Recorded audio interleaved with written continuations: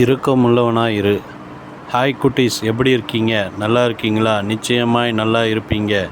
லீவை நல்லா என்ஜாய் பண்ணியிருப்பீங்க, அப்படித்தானே? இப்போ மறுபடியும் பாடம் படிக்க ஆரம்பித்து விட்டீர்களா? நல்லா படிக்கணும், சரியா குட்டீஸ்? இப்போ ஒரு தமாஷான அதே நேரத்தில் நல்ல அர்த்தம் கொண்ட கதையை பார்க்கலாமா? அமெரிக்க ஜனாதிபதி ஆபிரகாம் லிங்கனை பற்றி கேள்விப்பட்டிருக்கிறீர்களா குட்டீஸ்? அவர் இந்த பெரிய பதவிக்கு வரும் முன் வழக்கறிஞராக இருந்தார். அப்பொழுது அவரிடம் ஒரு வழக்கு வந்தது. அதில் ஒரு பணக்காரர் ஒருவரை அவரிடம் கூட்டி வந்து, இவர் என்னிடத்தில் $5 கடன் வாங்கி திருப்பி தரவில்லை, அதனால் நான் இவர் மேல் வழக்கு போடப் போகிறேன் என்று சொன்னார். அதை கேட்ட ஆபிரகாம் லிங்கனுக்கு அவர் மேல் இரக்கம் வந்தது. இவரோ ஏழை மனிதர், வெறும் $5 தானே, உங்களால் அதை மன்னிக்க முடியாதா என்று அந்த பணக்காரரிடம் கேட்டார்.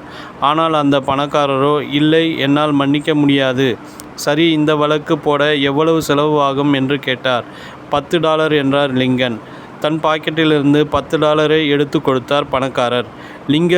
லிங்கன் அதிலிருந்து $5 எடுத்து அந்த ஏழை மனிதரிடம் கொடுத்து, இந்த பணத்தை அவருக்கு திருப்பி கொடுத்து விடுங்கள் என்றார்.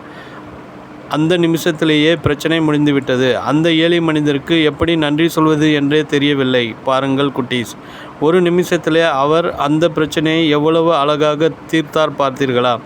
அதுபோலவே நாமும் மற்றவர்களை மன்னிக்க வேண்டும்.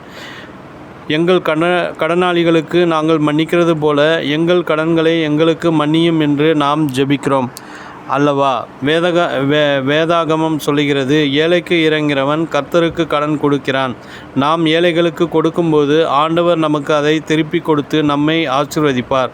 அதனால் நாம் தேவை உள்ளவர்களுக்கு உதவி செய்து ஆண்டவருடைய அன்பை அவர்களுக்கு காட்ட வேண்டும்.